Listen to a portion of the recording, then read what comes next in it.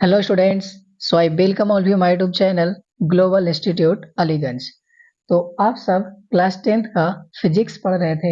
उसमें से पहला चैप्टर पढ़ रहे थे, उसका नाम था प्रकाश का परावर्तन, रिफ्लेक्शन ऑफ लाइट।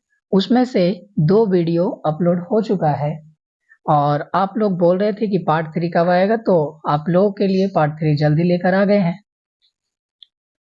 तो पार्ट 3 के इस वीडियो में आपका स्वागत है। तो चलिए बिना देरी के वीडियो शुरू करते हैं। आज के इस वीडियो में हम जानेंगे दर्पण के बारे में। किसके बारे में? दर्पण के बारे में। दर्पण को इंग्लिश में मिरर कहते हैं। दर्पण को इंग्लिश में क्या कहते हैं? मिरर। तो आप लोग पहले पढ़े प्रकाश का परावर्तन, उसमें से हम ये बताए थे कि अगर किसी सतह से कोई प्रकाश टकराएगा और टकरा के क्या हो जाएगा? परावर्तित हो जाएगा, वापस उसी दिशा में लौट जाएगा, तो इस घटना को क्या बोलेंगे? प्रकाश का परावर्तन। ये आपको पता होगा, ठीक है। लेकिन दर्पण किसे कहेंगे? जो प्रकाश आ रहा है उसको बिल्कुल 100% रिफ्लेक्ट कर दे, थोड़ा बहुत भी इधर उधर नहीं होना चाहिए। जो भी प्रकाश आ रहा है उसको क्या कर दे? 100% रिफ्लेक्ट कर दे, 100% परावर्तित कर दे, उसको क्या कह देंगे? दर्पण कह देंगे। या ऐसे भी आप बोल सकते हैं कि दर्पण दर्पण मतलब आईना। दर्पण मतलब आईना, जिसमें आप लोग रोज अपना खोपड़ा देखते हैं, मतलब आई मीन चेहरा देखते हैं, ठीक है। तो वो क्या कांच का बना हुआ है? वो किसका बना हुआ है? कांच का। तो दर्पण का एक और परिभाषा हो सकता है, कांच का बना हुआ वैसा टुकड़ा जिसका एक साइड पेंट किया हो। कांच का बना ऐसा टुकड़ा जिसका एक साइड क्या किया हो? पेंट किया हो। आपके घर में जो छोटा सा आईना होगा उसको देखिएगा, उसकी तरफ पेंट किया हो रहता है। रुकिए हम दिखाते हैं। ये देखिए आप लोग के घर में दर्पण होगा, ऐसा ये छोटा सा दर्पण है। इस दर्पण को दिखाते क्या ये कांच दिख रहा है क्या? हाँ, ये कांच दिख रहा है। लेकिन दर्पण उसे कहेंगे कांच का वैसा टुकड़ा जिसका एक साइड क्या किया हो? पेंट किया हो। देखिए, क्या इस इधर कांच आपको दिख रहा है? बिल्कुल दिख रहा है। क्या इसका एक साइड पेंट किया हुआ दिख रहा है? हाँ, दिख रहा है। तो अगर ये साइड पेंट है, इसका मतलब इसको दर्पण बोलेंगे। क्या बोलेंगे? दर्पण। लेकिन लेकिन कांच का वैसा टुकड़ा जिसका एक सतह पेंट किया हुआ ना हो, मतलब इधर से भी कांच दिख रहा है, इधर से भी कांच दिख रहा है, क्या आपको इसमें एक तरफ पेंट किया हुआ दिख रहा है क्या? नहीं। इसलिए एक चीज गौर कीजिएगा, इसमें आर पार दिख रहा है। आर पार दिख रहा है आपको कि नहीं? हाँ, दिख रहा है। क्यों? क्योंकि ये पारदर्शी कांच है। कौन सा कांच है? पारदर्शी कांच। लेकिन अब इधर देखिए, ये भी कांच है, लेकिन कौन सा कांच है? अपारदर्शी कांच है। अच्छा, ये कांच अपारदर्शी कैसे हो गया? क्योंकि क्योंकि इसके पीछे पेंट किया हुआ है। अच्छा, कौन स्टूडेंट बता सकता है कि दर्पण में या कांच के टुकड़ा में एक साइड पेंट जो किया हुआ रहता है, ये पेंट किस चीज का होता है? कौन बताएगा? कमेंट में बताइएगा तो हम चेक करेंगे। तो अभी आपको क्या बताए, दर्पण किसे कहते हैं? कांच का वैसा टुकड़ा जिसका एक साइड क्या होना चाहिए? पेंट होना चाहिए। अच्छा, कौन विद्यार्थी बताएगा, इसमें जो आपको शीशा दिख रहा है इसको कांच बोलेंगे कि दर्पण बोलेंगे? इसको कांच बोलेंगे। क्यों? क्योंकि इसमें पेंट उंट कुछ नहीं होल है। क्या इस कांच में कुछ पेंट होल है? नहीं होल है। पेंट नहीं होल है, इसलिए इसको क्या बोल रहे हैं? कांच बोल रहे हैं। और यही वजह से इसमें आर पार दिखाई दे रहा है, ठीक है। लेकिन ये भी देखिए क्या है, ये भी कांच है, लेकिन इसका दूसरा साइड देखिए पेंट किया हुआ है कि नहीं? इसलिए इसमें पेंट कर दिया है, इसलिए आर पार नहीं दिख रहा है। अगर इस पेंट को हम कबाड़ दें या इस पेंट को हटा दें तो आर पार दिख जाएगा, ये कांच बन जाएगा, ठीक है। तो दर्पण किसे कहते हैं? कांच का वैसा टुकड़ा जिसका एक साइड पेंट किया हो, उसे क्या कहते हैं? दर्पण कहते हैं। अब देखिए, वो 2 प्रकार से हो सकता है। कैसे कैसे? देखिए, जिसका सतह समतल हो, जिसका सतह कैसा हो? समतल हो, उसको बोल देंगे समतल दर्पण। उसको कौन सा दर्पण बोल देंगे? समतल दर्पण। अच्छा, जिसका सतह गोलीय हो, जिसका सतह क्या हो? गोलीय हो, उसको कौन सा दर्पण बोल देंगे? गोलीय दर्पण बोल देंगे। तो जिसका सतह समतल होगा उसे समतल दर्पण बोलेंगे, और जिसका सतह गोलीय होगा उसका क्या बोल देंगे? गोलीय दर्पण। तो पहले दर्पण, कांच का बना वैसा टुकड़ा जिसका एक साइड पेंट किया हो, और वो पेंट किस चीज का रहता है? सिल्वर या पारा का। सिल्वर या पारा का पेंट किया हुआ रहता है, ठीक है। और दर्पण कितने प्रकार के होते हैं? 2 प्रकार के। कौन कौन? एक होते हैं समतल दर्पण और दूसरा होता है गोलीय दर्पण। समतल दर्पण किसे कहते हैं? वैसा दर्पण जिसका सतह समतल हो, वैसा दर्पण जिसका सतह क्या हो? समतल हो, उसे कौन सा दर्पण कहेंगे? समतल दर्पण। गोलीय दर्पण किसे कहेंगे? वैसा दर्पण जिसका सतह गोल हो, जिसका सतह क्या हो? गोल हो, उसको क्या कहेंगे? गोलीय दर्पण। जिसका सतह समतल होगा, उसको क्या कहेंगे? समतल दर्पण। जिसका सतह गोल हो, जिसका सतह गोल हो, उसको कौन सा दर्पण कहेंगे? गोलीय दर्पण। ठीक है। तो दर्पण दो प्रकार के होते हैं, एक समतल दर्पण और एक गोलीय दर्पण। समतल दर्पण किसे कहेंगे? जिसका सतह समतल हो, जिसका सतह क्या हो? समतल हो। अच्छा, ये मान लेते हैं ये कांच का टुकड़ा है, तो क्या इसको दर्पण बोलेंगे क्या? नहीं, दर्पण तभी बोलेंगे जब हम इसका एक साइड पेंट कर दे। एक साइड क्या कर दे? पेंट कर दे। क्या ये एक साइड पेंट हो गया क्या? हाँ, अब ये क्या बन गया? दर्पण। अच्छा, जब ये दर्पण बन गया, इसका सतह देखने में कैसा लग रहा है? समतल देखने में लग रहा है या गोल देखने में लग रहा है? समतल लग रहा है, इसलिए इसको कौन सा दर्पण बोलते हैं? समतल दर्पण बोलते हैं। अब देखिए, क्या ये गोलीय दिख रहा है कि समतल दिख रहा है? बताइए तो, ये कैसा दिख रहा है आपको? ये गोलीय दिख रहा है। कैसा दिख रहा है? गोलीय। तो ये भी कांच का टुकड़ा ही है, लेकिन इसका एक साइड पेंट कर दिए हैं। लेकिन ये जो कांच का टुकड़ा है, ये गोलीय कांच का टुकड़ा है। किस कांच का टुकड़ा है? गोलीय कांच का टुकड़ा है। ये किसका है? समतल कांच का टुकड़ा। और ये किसका है? गोलीय कांच का टुकड़ा। तो वैसा कांच का टुकड़ा जिसका सतह समतल हो और उसका एक साइड पेंट किया हो, उसको क्या बोल देंगे? समतल दर्पण। गोलीय दर्पण किसको बोलेंगे? जिसका सतह गोल हो, जिसका सतह क्या हो? गोल हो, और एक साइड पेंट रहना चाहिए। पेंट नहीं भूलना है। दर्पण तभी होगा जब उसका दूसरा साइड पेंट होगा। एक साइड खाली होना चाहिए, दूसरा साइड पेंट होना चाहिए। तो एक साइड खाली है और एक साइड पेंट है। एक साइड खाली है, दूसरा साइड पेंट है कि नहीं? ठीक है।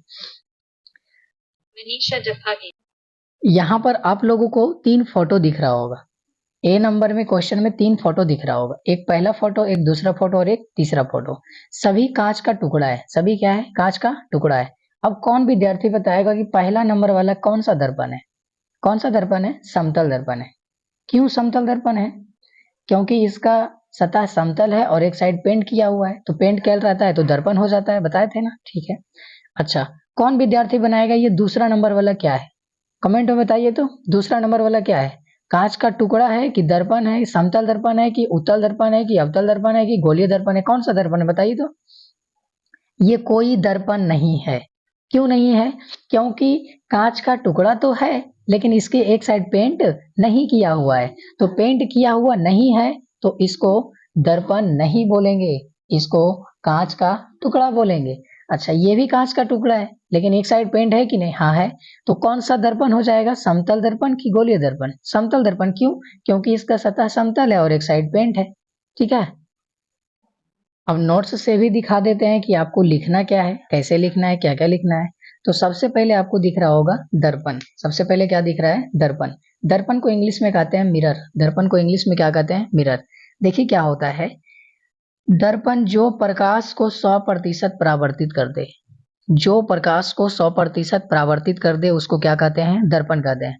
दर्पण दो प्रकार के होते हैं, एक समतल दर्पण और दूसरा गोलीय दर्पण। एक समतल दर्पण, दूसरा गोलीय दर्पण। अब देखिए, समतल दर्पण किसे कहते हैं? वैसा दर्पण जिसका सतह समतल हो, वैसा दर्पण जिसका सतह क्या हो? समतल हो, उसे समतल दर्पण कहते हैं। बताए थे। इसका परावर्तक सतह सीधा और सपाट होता है। इसका परावर्तक सतह सीधा और सपाट होता है। अगर ऐसे भी रहेगा और एक साइड पेंट किया हुआ है तो समतल दर्पण। ऐसे हुआ, इसका एक साइड पेंट किया हुआ है, समतल दर्पण। खड़ा है, समतलन है। खड़ा रहे चाहे सूता हुआ रहे, सोया हुआ रहे, दोनों तो समतल है। इसका सतह कैसा दिख रहा है? समतल दिख रहा है। तो ये कौन सा दर्पण हो जाएगा? समतल दर्पण हो जाएगा। अब जानेंगे इसके उपयोग के बारे में, समतल दर्पण के उपयोग के बारे में। देखिए, समतल दर्पण का उपयोग घरों में चेहरा देखने में करते हैं। समतल दर्पण का उपयोग घरों में क्या देखने के लिए करते हैं? चेहरा देखने के लिए करते हैं।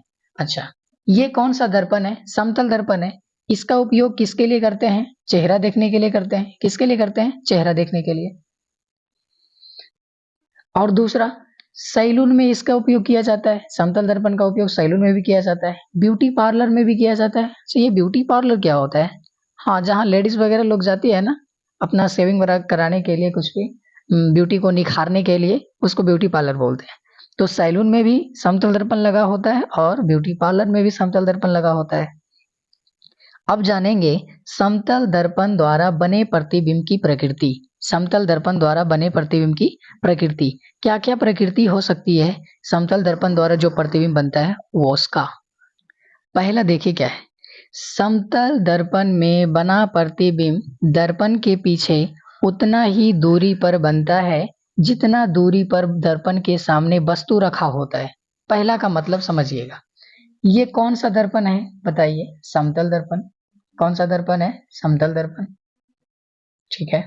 अगर समतल दर्पण में इधर से प्रकाश आ रहा है, इधर से प्रकाश आ रहा है। अच्छा, इधर से प्रकाश कैसे आएगा? पेंटवा तरफ से आएगा क्या? नहीं, इधर से प्रकाश आ रहा है। ठीक है, दर्पण के ऊपर क्या आ रहा है? प्रकाश आ रहा है। अगर दर्पण के पीछे प्रतिबिंब बने, इधर दर्पण के पीछे प्रतिबिंब बने, और मान लेते हैं कि इधर वस्तु रखा हुआ है दर्पण से 2 मीटर की दूरी पर। वस्तु कहाँ रखा हुआ है? 2 मीटर की दूरी पर। यहाँ पर एक वस्तु रखा हुआ है इस प्रकार से, और यहाँ से प्रकाश जा रहा है। तो प्रतिबिंब अगर दर्पण के पीछे बन रहा है तो वो भी कितना दूरी पर बनेगा? 2 मीटर पर ही बनेगा। देखिए ध्यान से, वस्तु दर्पण है, ये क्या है? दर्पण है। कौन सा दर्पण है? समतल दर्पण है। समतल दर्पण के सामने वस्तु रखा हुआ है। ये क्या रखा हुआ है? वस्तु रखा हुआ है। कितनी दूरी पर रखा हुआ है? 2 मीटर दूरी पर रखा हुआ है। और दर्पण के पीछे क्या बन रहा है? प्रतिबिंब बन रहा है। दर्पण के पीछे क्या बन रहा है? प्रतिबिंब बन रहा है। अच्छा, प्रतिबिंब भी बन रहा है तो कितना दूर पर बन रहा है? 2 मीटर पर बन रहा है। बन रहा है कि नहीं? इसका मतलब ये किसका प्रकृति है? समतल दर्पण का। समतल दर्पण में बना प्रतिबिंब दर्पण के पीछे उतना ही दूरी पर बनता है जितना दूरी पर वस्तु रखा हुआ है। देखिए दूरी सेम है कि नहीं? वस्तु भी 2 मीटर के दूर पर रखा है, प्रतिबिंब भी 2 मीटर पर ही बन रहा है। ठीक है। दूसरा नंबर, यह हमेशा सीधा और आभासी प्रतिबिंब बनता है। अच्छा, इसका कहने का मतलब क्या होगा? इसको भी समझ लेते हैं। अगर ये है समतल दर्पण, ये कौन सा दर्पण है? समतल दर्पण। इधर वस्तु रखे हैं, इधर प्रतिबिंब बना है। तो अगर हम वस्तु को ऐसे रखे हैं तो प्रतिबिंब भी ऐसे ही बनेगा। अच्छा बताइए, अगर ऐसे वस्तु रखे हैं और प्रतिबिंब भी ऐसा ही बना तो ये सीधा बना कि उल्टा बना? आप ही बताइए। सीधा बना। अगर वस्तु हम ऐसे रखें और प्रतिबिंब ऐसे बन जाए तब ना इसको बोलेंगे कि उल्टा होगा, लेकिन ऐसे तो नहीं हो रहा है। प्रति वस्तु भी ऐसे रखल है, प्रतिबिंब भी ऐसे बन रहा है, तो इसको क्या बोलेंगे? आप ही बताइए। सीधा प्रतिबिंब। कैसा प्रतिबिंब? सीधा प्रतिबिंब। अच्छा, सीधा प्रतिबिंब जब भी बोलेंगे, कभी भी इस चैप्टर में या अगले चैप्टर में या कोई भी बोले कि सीधा प्रतिबिंब बन रहा है, कोई भी दर्पण से बन रहा है, अगर सीधा प्रतिबिंब बनेगा तो ये हमेशा काल्पनिक होगा। एक बात ध्यान दीजिएगा, काल्पनिक को ही बोलते हैं आभासी। काल्पनिक को ही क्या बोलते हैं? आभासी। और ऐसा प्रतिबिंब हमेशा दर्पण के पीछे बनता है। ऐसा प्रतिबिंब हमेशा कहाँ बनता है? दर्पण के पीछे बनता है। अच्छा, अगर दर्पण के सामने वस्तु रखा हुआ है, अब प्रतिबिंब दर्पण के पीछे बन रहा है, तो प्रतिबिंब दर्पण के पीछे बन रहा है, इसलिए इसको क्या बोल रहे हैं? काल्पनिक या आभासी प्रतिबिंब। अच्छा, जब पीछे बनता है तो काल्पनिक या आभासी होता है। और कैसा बनेगा? सीधा बनेगा। सीधा, काल्पनिक, आभासी, ये याद रखना है। जब भी सीधा प्रतिबिंब होगा तो कैसा प्रतिबिंब? काल्पनिक प्रतिबिंब। जब भी उल्टा प्रतिबिंब होगा तो इसको बोलेंगे वास्तविक प्रतिबिंब। इसको क्या बोल देंगे? वास्तविक प्रतिबिंब। ये आपको 2 चीज रटना है, याद करना है, हमेशा याद रखना है। जब भी उल्टा प्रतिबिंब होगा तो वास्तविक, और जब भी सीधा प्रतिबिंब होगा तो काल्पनिक। आपसे क्वेश्चन पूछ दे, एक दर्पण में काल्पनिक प्रतिबिंब बनता है तो वह प्रतिबिंब उल्टा होगा कि सीधा होगा? काल्पनिक बोला है तो उल्टा होगा कि सीधा होगा? सीधा होगा। अगर आपसे ये पूछ दे, एक प्रतिबिंब उल्टा बना है, एक प्रतिबिंब कैसा बना है? उल्टा बना है, तो वो वास्तविक होगा कि काल्पनिक होगा? तो उल्टा बना है तो क्या होगा? वास्तविक होगा। ये आपको याद करना पड़ेगा। सीधा रहेगा तो काल्पनिक, उल्टा रहेगा तो वास्तविक। ठीक है। तो समतल दर्पण में जो भी प्रतिबिंब बनेगा हमेशा कैसा बनेगा? सीधा और आभासी, सीधा और काल्पनिक, सीधा और आभासी। समतल दर्पण में हमेशा ऐसा ही बनेगा। इसको रटना है, क्वेश्चन पूछता है। तीसरा देखिए क्या है, प्रतिबिंब वस्तु के आकार का होता है। प्रतिबिंब किसके आकार के होता है? वस्तु के आकार का होता है। इसका मतलब क्या हुआ? अगर ये समतल दर्पण है और इधर प्रतिबिंब बन रहा है तो सीधा बनता है ना, इधर वस्तु रखा हुआ है। अगर ये वस्तु 1 इंच लंबा है, कितना इंच लंबा है? 1 इंच लंबा है, तो प्रतिबिंब जो बना ये भी 1 इंच लंबा होगा। वस्तु कितना लंबा है 1 इंच, वस्तु की लंबाई कितनी है 1 इंच, तो प्रतिबिंब की लंबाई भी कितनी है 1 इंच। तो क्या इसको ऐसे नहीं बोल सकते हैं कि जितना वस्तु की लंबाई है या जितना वस्तु की ऊंचाई है उतना ही प्रतिबिंब की ऊंचाई है, दोनों बराबर है कि नहीं। तो समतल दर्पण में वस्तु का प्रतिबिंब वस्तु के आकार का ही होता है, समतल दर्पण में वस्तु का प्रतिबिंब वस्तु के आकार का ही होता है। चौथा देखिएगा, वस्तु का पूर्ण यानी कि पूरा प्रतिबिंब बनाने के लिए दर्पण की लंबाई को वस्तु के लंबाई से कम आधा होना चाहिए। इसका कहने का मतलब क्या हुआ, देखिए इधर समझते हैं। अगर ये एक समतल दर्पण है, ये क्या है एक समतल दर्पण है, ठीक है, और इधर वस्तु रखा हुआ है 6 फीट का, वस्तु कितना फीट का रखा हुआ है 6 फीट का। अगर हम चाहते हैं कि इस वस्तु का प्रतिबिंब दर्पण में पूरा बने, आदमी भी 6 फीट का है, अब प्रतिबिंब भी कितना का बनना चाहिए 6 फीट का बनना चाहिए, तो दर्पण कितना बड़ा लेंगे कि पूरा बन जाएगा, तो कम से कम वस्तु का आधा लेना पड़ेगा। कितना लेना पड़ेगा आधा।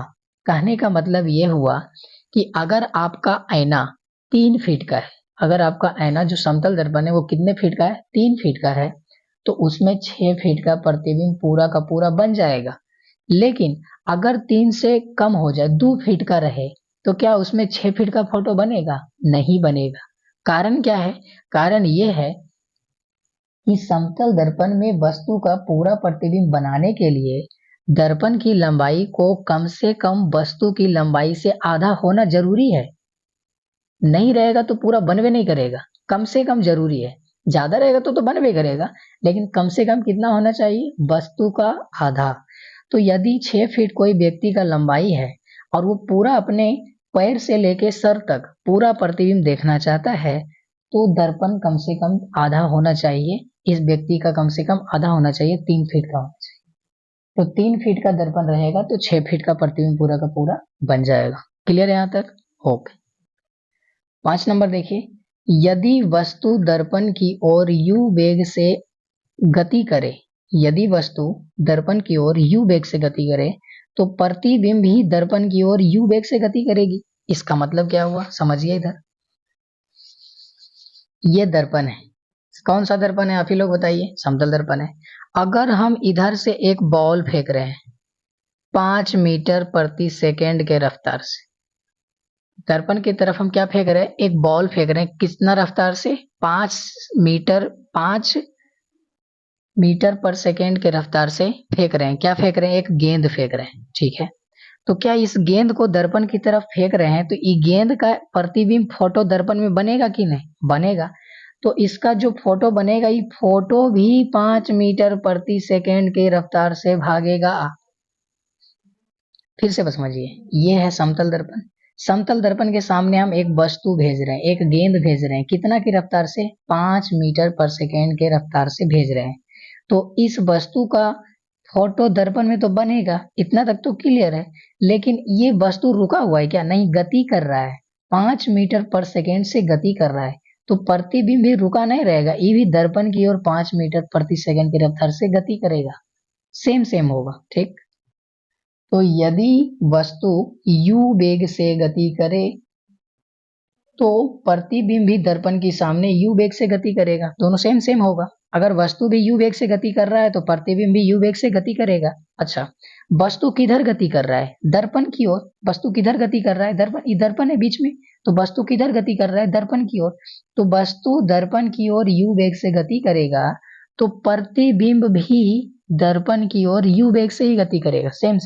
लेकिन अगर क्वेश्चन पूछ दे कि प्रतिबिंब अगर वस्तु की ओर गति करे, प्रतिबिंब किधर गति करे, वस्तु की ओर, तो अगर प्रतिबिंब दर्पण की ओर गति करता है तो u वेग से ही करता है। लेकिन अगर यहां से वस्तु की ओर गति करे तो ये भी u दिया हुआ है, तो u प्लस u बराबर कितना u हो जाएगा, 2u हो जाएगा। वही लिखा हुआ देखिए, यदि वस्तु दर्पण की ओर u वेग से गति करे, यदि वस्तु दर्पण की ओर u वेग से गति करे तो प्रतिबिंब भी दर्पण की ओर u वेग से गति करेगा, तो प्रतिबिंब भी दर्पण की ओर u वेग से गति करेगा। लेकिन अब क्या पूछ रहा है, अगर प्रतिबिंब वस्तु की ओर गति करे, तो ये अगर जो प्रतिबिंब है जो दर्पण की ओर गति कर रहा है, ये दर्पण की ओर नहीं वस्तु की ओर गति करे, तो दर्पण की ओर करेगा तो यू तो दिया हुआ है, और वस्तु की ओर भी करेगा तो यू तो दिया हुआ है, लेकिन ये यहाँ से यहाँ आ रहा है, तो ये भी जुटेगा और ये भी जुटेगा, तो u प्लस यू बराबर 2u, वही लिखा हुआ u प्लस यू बराबर 2u, तो उसका वेग कितना हो जाएगा 2u हो जाएगा। क्लियर है? तो समतल दर्पण द्वारा बने प्रतिबिंब की प्रकृति देख लें। कितना प्रकृति देख लिए? 5। पहला क्या था कि दर्पण में प्रतिबिंब दर्पण के पीछे उतना ही दूर पर बनेगा जितना दूरी पर दर्पण के सामने वस्तु रखा हुआ है। दूसरा, प्रतिबिंब कैसा बनेगा? हमेशा सीधा एवं काल्पनिक बनेगा। तीसरा, प्रतिबिंब वस्तु के आकार का ही बनेगा। चौथा, अगर वस्तु का पूरा प्रतिबिंब बनाना है तो दर्पण क्या होना चाहिए? कम से कम वस्तु का आधा होना चाहिए। पांचवा, यदि वस्तु दर्पण की ओर यू वेग से गति कर रहा है तो प्रतिबिंब भी दर्पण की ओर यू वेग से ही गति करेगा, लेकिन अगर प्रतिबिंब की ओर गति कर जाए तो उसका वेग क्या हो जाएगा? u प्लस यू बराबर 2u हो जाएगा। ये इसको क्या कर लेना है? लिख लेना है। ओके, समतल दर्पण खत्म। समतल दर्पण खत्म। तो दर्पण दो प्रकार के होते हैं, एक समतल दर्पण, एक गोलीय दर्पण। समतल दर्पण किसे कहते हैं? जिसका परावर्तक सतह समतल हो और एक साइड पेंट किया हो उसे समतल दर्पण कहते हैं। ये खत्म हो गया, इसका प्रकृति भी पढ़ लिए। अब पढ़ेंगे गोलीय दर्पण। अब क्या पढ़ेंगे? गोलीय दर्पण। तो गोलीय दर्पण किसे कहेंगे? वैसा दर्पण जिसका सतह गोलीय हो और एक साइड क्या किया हो? पेंट किया हो। ठीक है, उसे क्या कह देंगे? गोलीय दर्पण। आगे देखिए, गोलीय दर्पण भी दो प्रकार के होता है। गोलीय दर्पण कितने प्रकार के होता है? दो प्रकार के। लिख रहे हैं आप, गोलीय दर्पण दो प्रकार के होता है। एक होता है उत्तल दर्पण, एक होता है अवतल दर्पण, और एक होता है उत्तल दर्पण।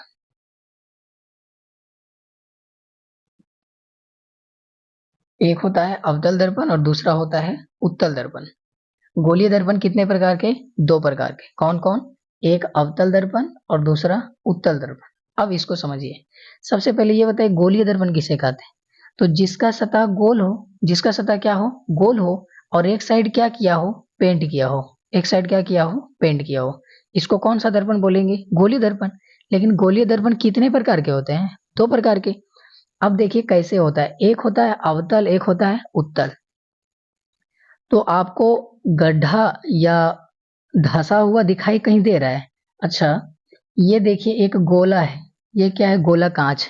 इसको अगर हम बीच से काट दें, इसको क्या करें? बीच से काट दें, तो क्या दिखेगा? एक में उठा हुआ भाग दिखेगा और एक में इधर भी उठा हुआ भाग, एक में धंसा हुआ भाग है, इसमें भी धंसा हुआ भाग है। तो ये जो बिंदु बनाए हैं ये धंसा हुआ भाग है, और ये जो है उठा हुआ भाग है, ये धंसा हुआ भाग है, ये धंसा हुआ भाग है, ये उठा हुआ भाग है। कोई दिक्कत नहीं। अब देखिए, तो दर्पण तभी बोलेंगे जब एक साइड पेंट होगा। अब देखिए, हम एक बार पेंट कर देते हैं धंसल का तरफ और एक बार पेंट कर देते हैं उठल का तरफ। अब कौन विद्यार्थी बताएगा क्या दोनों एक जैसा देखने में लग रहा है या अलग अलग? बताओ तो। अलग अलग देखने में लग रहा है ना? इसका कारण क्या है? अलग अलग देखने में काहे लग रहा है? क्योंकि एगो में जो पेंट किया हुआ है धसलकम पेंट कैल है, और एगो में जो पेंट किया हुआ वो उठलकम पेंट कैल है। ठीक है, अब सवाल आया कि दर्पण वही होगा जो सतह हमको दिखेगा। दर्पण वही होगा जो सतह हमको दिखेगा। अब बताइए, एक नंबर फोटो में आपको कौन सा भाग दिखाई दे रहा है और 2 नंबर फोटो में आपको कौन सा भाग दिखाई दे रहा है? तो दिखाई वही देगा जो पेंट किया हुआ नहीं है, जो पेंट किया हुआ नहीं है। अब बताइए, एक नंबर वाला फोटो में कौन साइड पेंट कैले? उठल का तरफ। कौन साइड पेंट कैले? उठल का तरफ। अब इसका बचा हुआ कौन है? धसल का तरफ।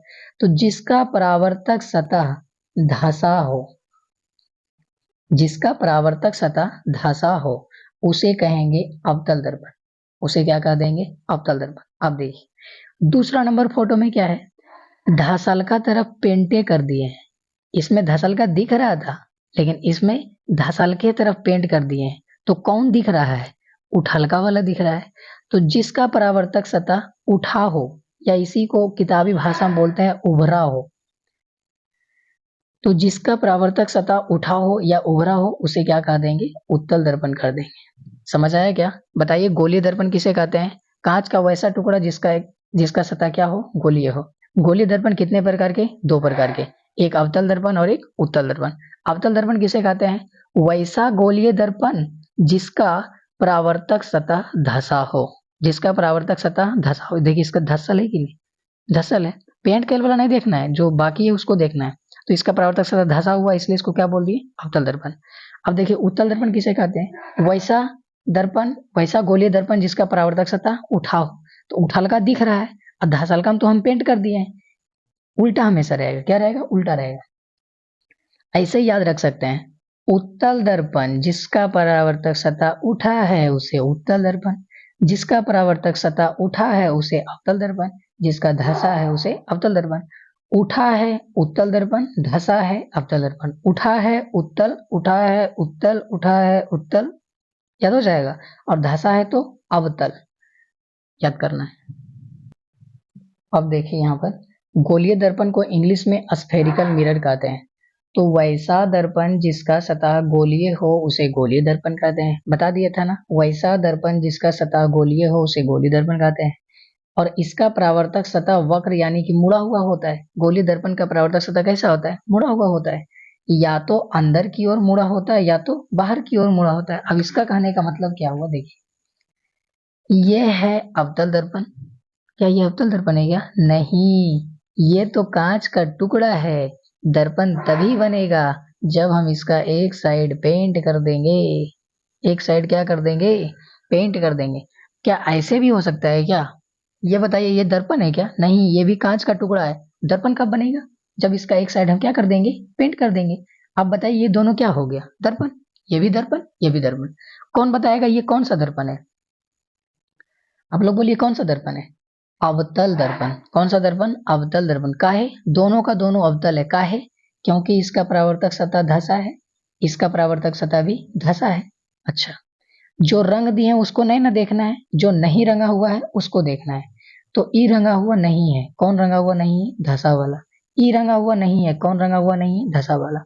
तो वैसा परावर्तक सतह जिसका, वैसा दर्पण, वैसा गोलीय दर्पण जिसका परावर्तक सतह धसा हो, वैसा दर्पण जिसका परावर्तक सतह गोलीय हो उसे गोलीय दर्पण कहेंगे।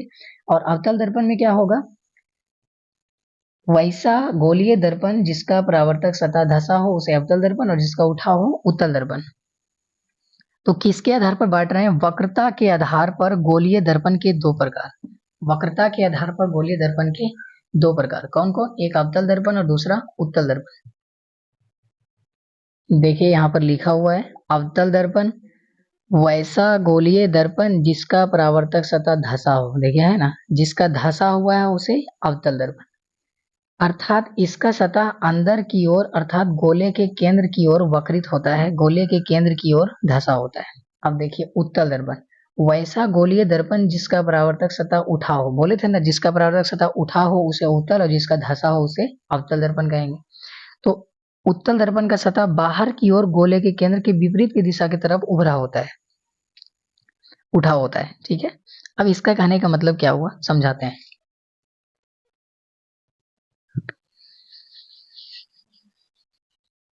ये एक गोला कांच है, ये क्या है, एक गोला कांच, ये गोला कांच है तो इसका केंद्र होगा कि नहीं, बिल्कुल होगा।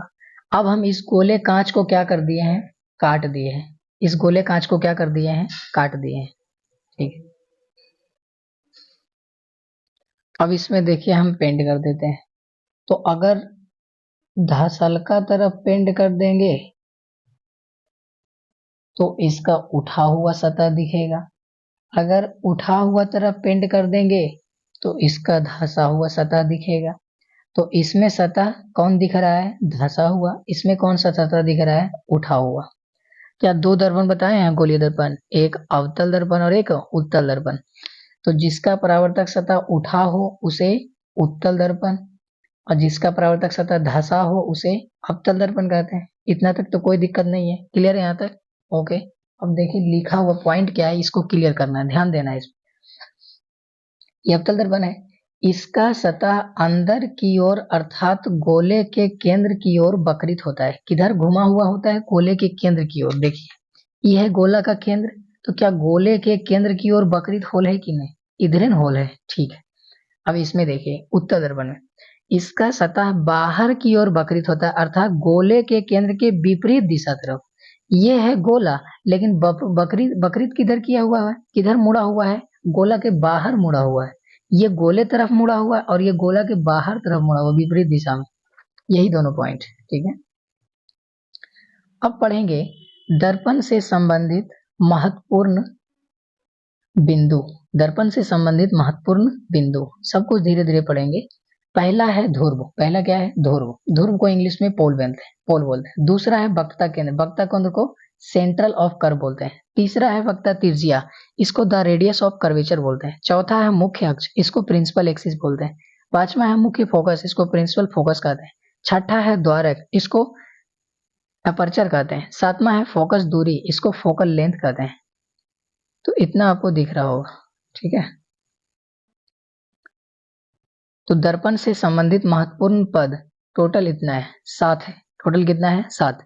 इसका एक बार स्क्रीनशॉट ले लीजिए, इसको लिखिएगा और इसको हम अच्छे से समझा भी रहे हैं, ठीक है। अभी देखिए सब कुछ समझ आएगा, अभी इसको नहीं देखना है। अभी इसको स्क्रीनशॉट लेके रख लीजिए ताकि आप कॉपी में बाद में नोट डाउन कीजिएगा। एक एक करके हम सबके बारे में डिस्कस करते हैं। सबसे पहले है ध्रुव। ध्रुव के बारे में जानेंगे। तो कौन विद्यार्थी बताएगा ये कौन सा दर्पण है? ये तो बोलेगा कोई दर्पण नहीं है। क्या है ये? कांच का टुकड़ा है। अब बताइए, इसका हम धसल का तरफ पेंट कर दिए। धसल का तरफ क्या कर दिए? पेंट कर दिए। अब बताइए कौन सा दर्पण है? तो उठा हुआ दिख रहा है तो उत्तल दर्पण है। लेकिन अगर हम पेंट इधर कर देते, उठल का तरफ पेंट कर देते, अब बताइए ये कौन सा दर्पण है?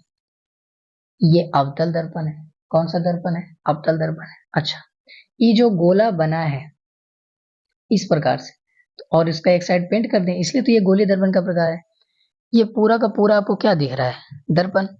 क्या दर्पण को बीच में एक बिंदु दे सकते हैं? दर्पण के बीचों बीच जगह है। अच्छा, दूसरे रंग से दिखाते हैं। ये पूरा का पूरा दर्पण है और मान लेते हैं कि ये पूरा दर्पण के बीचों बीच वाला भाग है। ये जो भाग है पूरा, ये कौन सा भाग है? दर्पण के बीचों बीच वाला भाग है। तो जो दर्पण के बीचों बीच वाला भाग होता है इसको बोलते हैं ध्रुव। इसको क्या बोलते हैं? ध्रुव। इसको इंग्लिश में बोलते हैं पोल, इसलिए इसको सूचित करते हैं पी से। पी से पोल, इसलिए पी से सूचित करते हैं। ध्रुव बोलते हैं इसको, हिंदी में, इंग्लिश में पोल बोलते हैं। अच्छा, आप ही लोग बताइए ध्रुव किसे कहते हैं? तो ये दर्पण है और ये दर्पण के मध्य बिंदु है। इसका परिभाषा ऐसे नहीं हो जाएगा? दर्पण के मध्य बिंदु को ध्रुव कहते हैं। होगा कि नहीं? बोलिए हमारे साथ, ध्रुव किसे कहते हैं? दर्पण के मध्य बिंदु को ध्रुव कहते हैं। इसे किससे सूचित करते हैं? इसे पी से सूचित करते हैं। क्यों?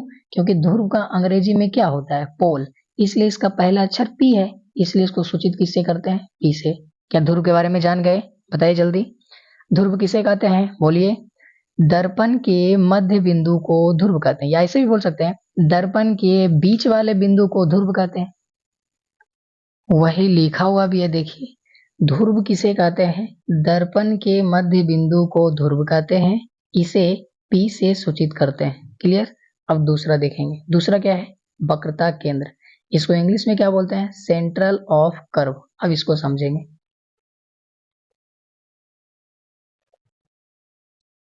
ये कौन सा दर्पण है? कौन बताएगा? अवतल दर्पण है। क्यों? क्योंकि इसका परावर्तक सतह धसा हुआ है। उठल का तरफ तो पेंट कर दिए, इसलिए अवतल दर्पण है। अच्छा, ये अवतल दर्पण है, इसका एक सतह गोलीय है कि नहीं? गोलीय है। क्या ये गोलीय है तो किसी गोला से काट के ही बनाए होंगे, है कि नहीं? ये गोलीय है तो ये गोला कैसे है? किसी गोला से हम इसको काट दिए, उसके बाद आधा बना दिए हैं। अगर ये पूरा होता तो ये पूरा गोल होता, तो ऐसे होता ना, पूरा का पूरा गोल होता। लेकिन जिस टाइम ये गोला था उसका कोई केंद्र था कि नहीं? तो अब क्वेश्चन पढ़ने के वाले हैं वक्रता केंद्र। अब क्या पढ़ने वाले हैं? वक्रता केंद्र। तो गोलीय दर्पण को जिस गोले से काट के बनाते हैं, मतलब गोलीय दर्पण एगो जो भी गोला है, जिस गोले को काट कर हम दर्पण बनाते हैं, कोई भी एक गोला है उसको काट के हम दर्पण बनाए हैं, तो जिस गोले को काट कर दर्पण बनाए हैं उसका कोई केंद्र रहा होगा कि नहीं? उसी के केंद्र को बोल देते हैं वक्रता केंद्र।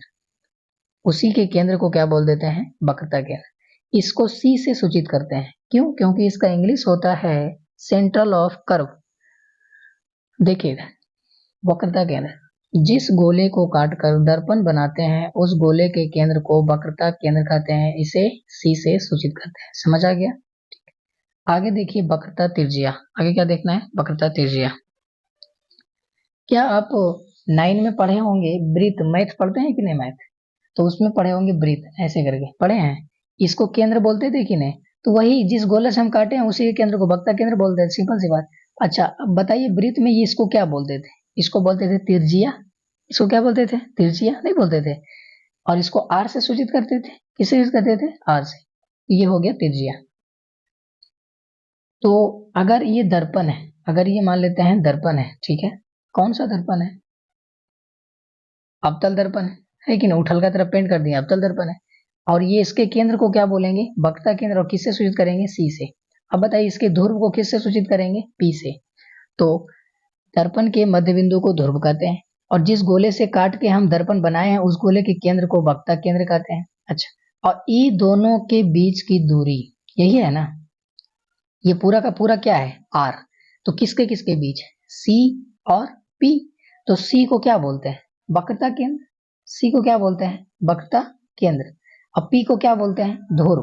तो इसको नहीं बोल देंगे, सी से लेके पी तक के बीच की दूरी को, सी से लेकर पी से बीच की दूरी को, या ऐसे बोल सकते हैं पी से लेके सी तक के बीच की दूरी को वक्रता त्रिज्या कहते हैं, क्या कहते हैं, वक्रता त्रिज्या, और इसको आर से सूचित करते हैं।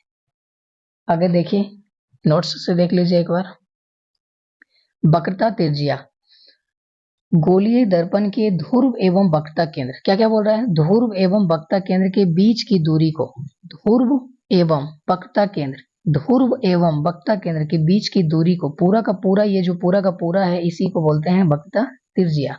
क्यों बोलते हैं वक्रता त्रिज्या, इसको इंग्लिश में RDS the radius of curvature बोलते हैं, तो आर से रेडियस, इसलिए इसको सूचित किससे करते हैं, आर से। अब आगे है मुख्य अक्ष, आगे क्या है, मुख्य अक्ष, इसको भी समझते हैं। अब बताइए ये क्या है, गोला कांच का टुकड़ा है, उठल का तरफ पेंट कर दिए तो कौन दिखाई दे रहा है, धसल का दिखाई दे रहा है, मतलब कौन सा दर्पण है, अवतल दर्पण है, ठीक है। अगर हम यहाँ पर लिख देते हैं P, इसका मतलब ये क्या है, आप ही लोग बोलिए ध्रुव है, दर्पण के मध्य बिंदु को ध्रुव कहते हैं, ठीक है। जिस गोला से हम काट के इस दर्पण को बनाए हैं उसके केंद्र को क्या कहेंगे, वक्ता केंद्र, और उसको सूचित किससे करेंगे, C से। अच्छा क्या, और देखिए C से और P से एक रेखा गुजरता है, C से और P से क्या होता है, एक रेखा गुजरता है, इस रेखा को कहते हैं मुख्य अक्ष, इस पूरे को क्या कहते हैं, मुख्य अक्ष।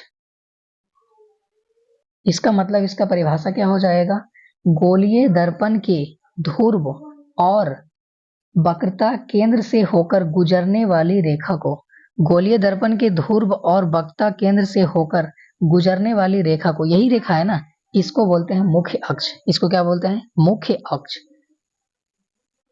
वही लिखा हुआ देखिए, गोलीय दर्पण के ध्रुव तथा वक्रता केंद्र से होकर गुजरने वाली रेखा को मुख्य अक्ष कहते हैं, समझ आ गया। आगे देखिए अगला है मुख्य फोकस, अगला क्या है, मुख्य फोकस, इसको समझते हैं। अच्छा ये क्या है, ध्रुव, ये क्या है, वक्रता केंद्र, और इससे जो रेखा गुजर रहा है इसको क्या बोल रहे हैं, मुख्य अक्ष, ठीक है। अब समझेंगे मुख्य फोकस, अब क्या समझेंगे, मुख्य फोकस, तो ये दर्पण है,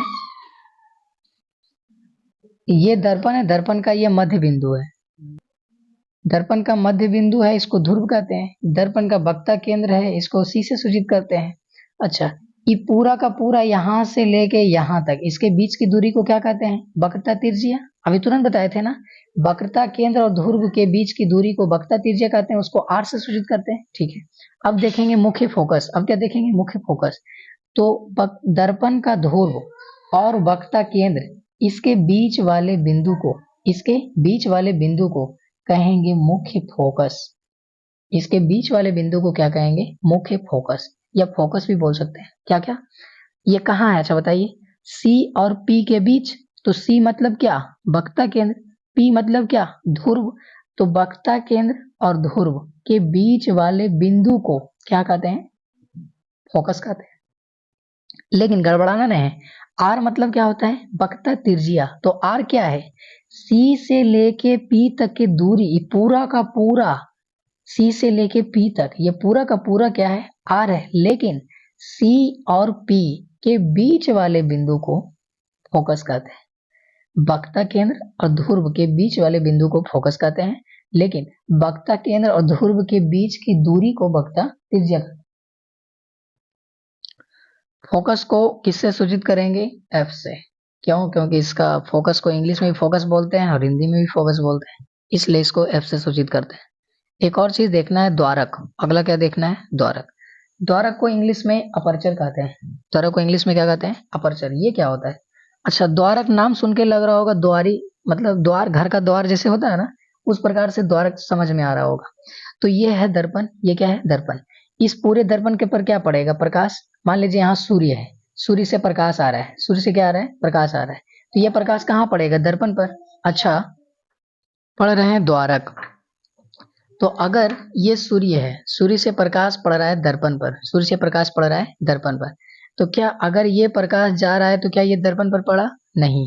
क्या ये प्रकाश जो गया ये दर्पण पर पड़ा? नहीं। लेकिन अब देखिए, अब जो प्रकाश आया ये कहाँ पड़ा? दर्पण पर। यहाँ भी प्रकाश आया तो कहाँ पड़ा? दर्पण पर। यहाँ भी आया, यहाँ भी आया, यहाँ भी आया, यहाँ भी आया, तो कहाँ पड़ा? दर्पण पर।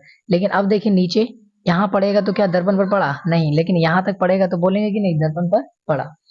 तो बात यह है कि दर्पण के जिस भाग पर, दर्पण के जिस भाग पर प्रकाश पड़ सके, दर्पण के जितने भाग पर प्रकाश पड़ सके, उसको बोलते हैं द्वारक। उसको क्या बोलते हैं? द्वारक। तो अगर ऐसे करके एक अवतल दर्पण है तो इसके यहां तक प्रकाश पड़ सकता है और यहां तक प्रकाश पड़ सकता है, तो इस टोटल पूरे, इस पूरे भाग को बोलते हैं दर्पण का द्वारक। इस पूरे भाग को क्या बोलते हैं? दर्पण का द्वारक। इसको ए से और इसको बी से सूचित कर सकते हैं, या इसको यम से, इसको यन से सूचित कर सकते हैं, जैसी आपकी इच्छा। तो दर्पण से संबंधित कुछ महत्वपूर्ण पद दिख रहे थे, महत्वपूर्ण परिभाषा देख रहे थे। उसमें से सबसे पहले ध्रुव था। तो दर्पण के मध्य बिंदु को ध्रुव कहते हैं, इसको पी से सूचित करते हैं। वक्ता केंद्र किसे कहते हैं? जिस गोले को काटकर हम दर्पण बनाते हैं उसके केंद्र को वक्ता केंद्र कहते हैं, इसे सी से सूचित करते हैं। वक्ता त्रिज्या किसे कहते हैं? गोलीय दर्पण के ध्रुव और वक्ता केंद्र, उसके बीच की जो दूरी होती है उसको वक्ता त्रिज्या कहते हैं, इसको आर से सूचित करते हैं। मुख्य अक्ष किसे कहते हैं? जो गोलीय दर्पण के ध्रुव और वक्ता केंद्र से होकर गुजर जाएगा रेखा, उस रेखा को क्या बोल देंगे? मुख्य अक्ष। मुख्य फोकस किसे कहेंगे? ध्रुव तथा वक्ता केंद्र के बीच वाले बिंदु को मुख्य फोकस कहेंगे। द्वारक किसे कहेंगे? दर्पण के जितने भाग में प्रकाश आता है, दर्पण के जितने भाग में प्रकाश प्रवेश कर सकता है, उस भाग को क्या बोल देंगे? द्वारक। फोकस दूरी किसे कहेंगे? अच्छा, एक और चीज नया आ गया, फोकस दूरी। तो मुख्य फोकस पहले याद होना चाहिए। ध्रुव और वक्ता केंद्र के बीच वाले बिंदु को मुख्य फोकस कहते हैं। तो ये दर्पण है, ये ध्रुव है, ये मुख्य अक्ष है, ये वक्ता केंद्र है। इसके बीच की दूरी को क्या बोल रहे थे? आर। सी और पी, वक्ता केंद्र और ध्रुव के बीच वाले बिंदु को क्या बोल रहे थे? आर। और इसके बीच वाले बिंदु को क्या बोल रहे थे? एफ, मतलब फोकस, मुख्य फोकस। लेकिन अब देखिए, ये एफ और पी, ये एफ और पी, क्या इसके बीच इतना दूरी है? इस दूरी को बोलते हैं फोकस दूरी, और इसको छोटा एफ से सूचित करते हैं। कंफ्यूजन नहीं होना है। बड़ा एफ रहेगा मतलब फोकस। फोकस मतलब क्या? वक्रता केंद्र और ध्रुव के बीच वाला बिंदु, वक्ता केंद्र और ध्रुव के बीच वाला बिंदु को फोकस। लेकिन फोकस दूरी पूछेगा तो फोकस और ध्रुव के बीच की दूरी, फोकस और ध्रुव के बीच की दूरी फोकस दूरी कहलाती है। अगर बोलेगा वक्ता त्रिज्या, तो वक्रता केंद्र और ध्रुव के बीच की दूरी, वक्ता केंद्र और ध्रुव के बीच की दूरी वक्ता त्रिज्या। लेकिन बोलेगा फोकस, तो वक्ता केंद्र और ध्रुव के बीच वाले बिंदु को फोकस कहते हैं। क्लियर रखना इसी प्रकार से। अब आपके सामने दो फोटो दिख रहा होगा, एक ये वाला अवतल दर्पण दिख रहा है और एक ये वाला उत्तल दर्पण दिख रहा है। तो क्या बता सकते हैं क्या दोनों फोटो एक जैसा है या अलग अलग है? कई लोग बोलेंगे एक के जैसन, तो ये हो ऐसे टेढ़ा है, ये हो ऐसे टेढ़ा है, एक के जैसन। लेकिन नहीं, एक के जैसन नहीं। ध्यान से देखिए, इसमें जो रंगा हुआ है, इधर रंगा हुआ है उठल का तरफ रंगल है, धसल का बच्चल है। लेकिन इसमें जो रंगा हुआ धसल के तरफ रंगल है, उठल का खाली है। तो जो खाली होता है, जो दिखता है, उसी को दर्पण बोलते हैं।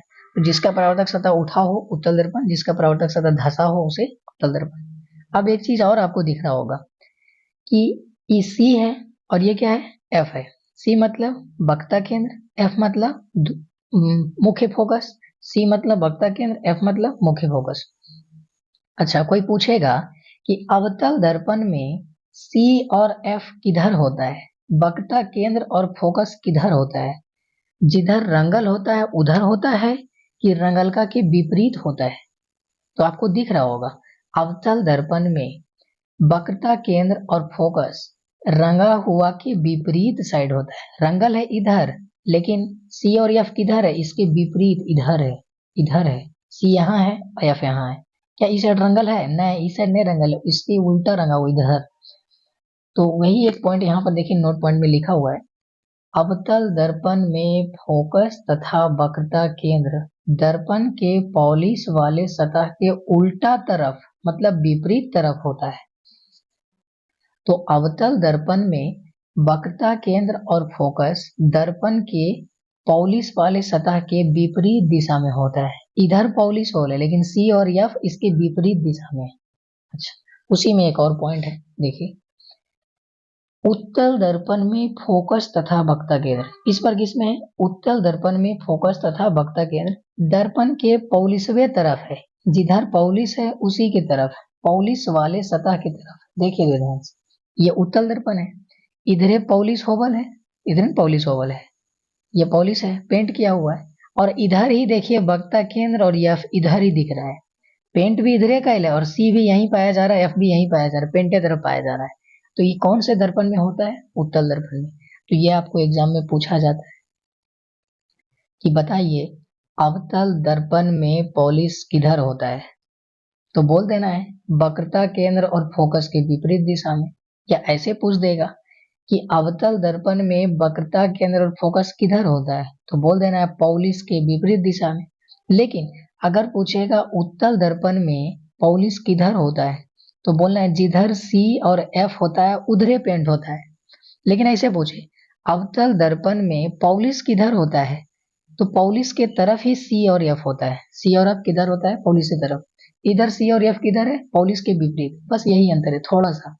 अवतल दर्पण में सी और एफ किधर है? पॉलिश के विपरीत दिशा में। उत्तल दर्पण में सी और एफ किधर है? जिधर पॉलिश होल है उधरे है।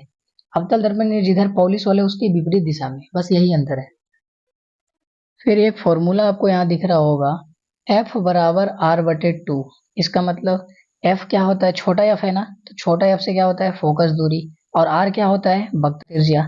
तो वक्रता त्रिज्या बटा 2, फोकस दूरी बराबर वक्रता त्रिज्या बटा 2। इसका मतलब फोकस दूरी छोटा या वक्रता त्रिज्या बड़ा R और बटा 2 का बटा 2। तो F बराबर क्या होता है? R/2 होता है। इसी को क्या करना है? सिद्ध करके दिखाना है, यानी कि F और R में संबंध निकालना है। तो निकालते हैं। आगे है देखिए, छोटी एफ तथा बड़ी आर में संबंध। मतलब छोटी एफ मतलब फोकस दूरी, छोटी एफ मतलब फोकस दूरी। क्या आपको दिख रहा है? ये छोटी एफ है, ये क्या है? छोटी एफ। छोटी एफ से क्या होता है? फोकस दूरी। फोकस दूरी किसे कहते हैं? ध्रुव और फोकस के बीच की दूरी। ध्रुव और फोकस के बीच की दूरी को फोकस दूरी कहते हैं। अच्छा, किस में संबंध देखना है? आर में संबंध दिख रहा है। तो क्या आपको दिख रहा है छोटी एफ बराबर R/2? आपको दिख रहा है कि नहीं दिख रहा है बताइए? छोटी एफ बराबर R/2। हाँ दिख रहा हो। कैसे? आर देखिए ये पूरा का पूरा है ना, यहाँ तक आर है, यहाँ से लेके यहाँ तक आर है। लेकिन एफ कितना है? इतने है। तो नहीं लग रहा है आर का आधा भाग एफ है और आधा इधर है। देखिए बीचों बीच है कि नहीं? तो आर अगर हम ऐसे करते, देखिए ऐसे, तो ये एफ है, ये क्या है? एफ है। लेकिन आर तो पूरा है, आर क्या है? पूरा है। तो क्या लग रहा है? एफ बराबर R/2, मतलब आर आधा इधर है आधा इधर है। तो एफ बराबर R/2। इसको लिख करके सिद्ध करते हैं। देखिएगा इधर ध्यान से। सबसे पहले देखिए पी सी बराबर, पीसी क्यों लिखे? क्योंकि ये पूरा का पूरा क्या है? पी मतलब ध्रुव और सी मतलब वक्रता केंद्र। लिख दिए, ठीक है। अब देखिए पी सी पूरा का पूरा क्या है? इसको दो भाग में अगर लिखना है तो क्या लिख सकते हैं? पी एफ और एफ सी। नहीं लिख सकते हैं? पूरा का पूरा क्या है? पी सी, यहां से लेके यहां तक, तो पी सी हो गया। अब देखिए पूरा का पूरा दो भाग में है ना, पहले है पी एफ उसके बाद है एफ सी। तो लिख देते हैं P F plus F C. कोई दिक्कत हुआ यहां तक? नहीं हुआ। अब देखिए पी सी बराबर, क्या जितना पीएफ है उतना एफसी है? दोनों बराबर है कि नहीं? जितना पीएफ है उतना भी क्या है? एफसी है। तो क्या पीएफ के जगह पर एफसी लिख सकते हैं, या एफसी के जगह पर पीएफ लिख सकते हैं? लिख सकते हैं। क्यों? क्योंकि पीएफ इतना है, एफसी भी इतना है, दोनों का लंबाई क्या है? बराबर है। इसलिए यहाँ पर पीएफ को पीएफ ही रहने दीजिए और एफसी के जगह पर भी क्या लिख देते हैं, पीएफ लिख देते हैं। क्यों लिख देते हैं? क्योंकि जितना पी से एफ का दूरी है उतना ही एफ से सी का दूरी है, तो पीएफ लिखे या एफसी लिखे बात बराबर है। अब देखिए ये क्या हो गया, तो पीसी बराबर क्या किए, पीएफ और एफसी था, ये पूरा का पूरा पीसी है, तो इसको दो भाग में ले सकते हैं, एक पीएफ और एफसी, तो पूरा का पूरा पीसी हो जाएगा कि नहीं, हो जाएगा। तो पीसी बराबर पीएफ प्लस एफसी। अब देखिए जितना पीएफ है उतना ही एफसी है, इसलिए पीएफ के एफसी के जगह पर पीएफ ही लिख दिए, कोई बात नहीं। अब देखिए पीसी बराबर क्या हो गया, 2pf हो गया कि नहीं, पीसी बराबर क्या हो गया, 2pf हो गया, 2pf। अब देखिए पीएफ कितना दिया हुआ है, छोटा एफ यानी कि फोकस दूरी, तो पीसी बराबर 2pf के जगह पर एफ लिख सकते हैं, 2f लिख सकते हैं कि नहीं, लिख सकते हैं। अब देखिए ये 2f के साथ किस में है, गुना में, इधर आएगा तो किस में होगा, भागा में, तो पीसी बटा 2 हो जाएगा, होगा कि नहीं, पीसी बटा 2, और इधर क्या बचेगा, एफ बचेगा, छोटा एफ बचेगा, ठीक है। अब देखिए पीसी की जगह पर क्या रखें, आप ही बताइए, ये पूरा का पूरा क्या है, पीसी है, तो पी से लेके सी तक, इसका कहने मतलब ध्रुव और वक्रता केंद्र के बीच की दूरी को क्या कहते हैं, वक्रता त्रिज्या कहते हैं, देखिए आर कहते हैं, है कि नहीं। तो पी से लेके सी तक यही है ना, इसकी दूरी को क्या बोल रहे हैं, वक्रता त्रिज्या यानी कि आर, तो यहाँ पर आर रख सकते हैं कि नहीं, पीसी की जगह पर क्या रख सकते हैं, आर, तो क्या हो जाएगा आर बटा 2 बराबर छोटी एफ, होगा कि नहीं। क्या हमको यही सिद्ध करना था, छोटी एफ बराबर आर बटा 2, यही सिद्ध करना था, देखिए यही लिखा हुआ है, छोटी एफ और बड़ी आर में संबंध, यानी कि छोटी एफ बराबर आर बटा 2, यही सिद्ध करना था, सिद्ध हो गया। एक बार फिर से देख लीजिए, यह है दर्पण, यह है ध्रुव, यह है फोकस, यह है वक्रता केंद्र, फोकस और ध्रुव के बीच की दूरी फोकस दूरी, और ध्रुव और वक्रता केंद्र के बीच वक्रता त्रिज्या, तो वक्रता त्रिज्या और फोकस दूरी इन दोनों में संबंध बताना है। तो ऐसे ही देखने में लग रहा है एफ कितना है, आर के दो भाग में बांट दीजिए, एक भाग इधर एक भाग इधर, तो एफ बराबर आर बटा 2 ऐसे हो रहा है, ये पूरा डिटेल भी बता दिए, ठीक है। ये आप लोग दो दो दर्पण पढ़े, कौन सा गोल, एक समतल दर्पण एक गोलीय दर्पण। फिर गोलीय दर्पण कितने प्रकार के होते हैं, दो प्रकार का, एक अवतल दर्पण और एक उत्तल दर्पण। अब जानेंगे अवतल दर्पण का उपयोग कहाँ किया जाता है या इसका क्या उपयोग होता है, और उत्तल दर्पण का उपयोग कहाँ किया जाता है या इसका क्या उपयोग होता है। तो सबसे पहले जानेंगे अवतल दर्पण का उपयोग। तो इसमें पहले ये जानना है कि इसका उपयोग टॉर्च में किया जाता है, इसका उपयोग कहाँ किया जाता है, टॉर्च में किया जाता है। इसका उपयोग वाहनों के अग्रदीप मतलब हेडलाइट, गाड़ी में मोटरसाइकिल में आगे में देखिएगा हेडलाइट लगा होता है, उसको बोलते हैं अग्रदीप, उसको क्या बोलते हैं, अग्रदीप। तो गाड़ी के अग्रदीप यानी कि हेडलाइट में क्या लगा होता है, अवतल दर्पण लगा होता है। और कहाँ लगा होता है, सर्च लाइट, एक होता है सर्च लाइट, उस लाइट में भी लगा होता है। तो अवतल दर्पण का उपयोग कहाँ कहाँ होता है, टॉर्च में, हेडलाइट में और सर्च लाइट में होता है। किस दर्पण का उपयोग, अवतल दर्पण का उपयोग। और प्रकाश का शक्तिशाली समांतर किरण पुंज बनाने के लिए भी अवतल दर्पण का उपयोग करते हैं। प्रकाश का शक्तिशाली समांतर किरण पुंज बनाने के लिए किस दर्पण का प्रयोग करते हैं, अवतल दर्पण का। दूसरा, इसका उपयोग चेहरा का बड़ा प्रतिबिंब देखने के लिए, अगर आप अपना चेहरा का फोटो बड़ा देखना चाहते हैं तो किस दर्पण का प्रयोग करेंगे, अवतल दर्पण का प्रयोग करेंगे। इसका उपयोग शेविंग में किया जाता है, शेविंग दर्पण के रूप में। शेविंग दर्पण मतलब सैलून वगैरह में भी अवतल दर्पण लगा होता है चेहरा का बड़ा प्रतिबिंब देखने के लिए। जो दांत का डॉक्टर होता है, जो दंत विशेषज्ञ होता है, वो भी दांत का फोटो देखता है, दांत का इलाज करता है, दांत का बढ़ता है, तो दांत का बड़ा प्रतिबिंब देखने के लिए किस दर्पण का उपयोग करता है, अवतल दर्पण का उपयोग करता है। और इसका एक जगह उपयोग होता है सौर भट्टी में, कहाँ होता है, एक सौर भट्टी में क्या होता है, सारे जगह सूर्य को एक जगह इकट्ठा करता है, जितना भी सूर्य का प्रकाश है, अधिक से अधिक सूर्य के प्रकाश को एक जगह क्या किया जाता है, इकट्ठा किया जाता है। तो सूर्य के प्रकाश को केंद्रित करने के लिए भी कौन से दर्पण का उपयोग करते हैं, अवतल दर्पण का उपयोग करते हैं। ये था किसका उपयोग, अवतल दर्पण का उपयोग। तो इसको लिस्ट से भी देख लेते हैं, देखिए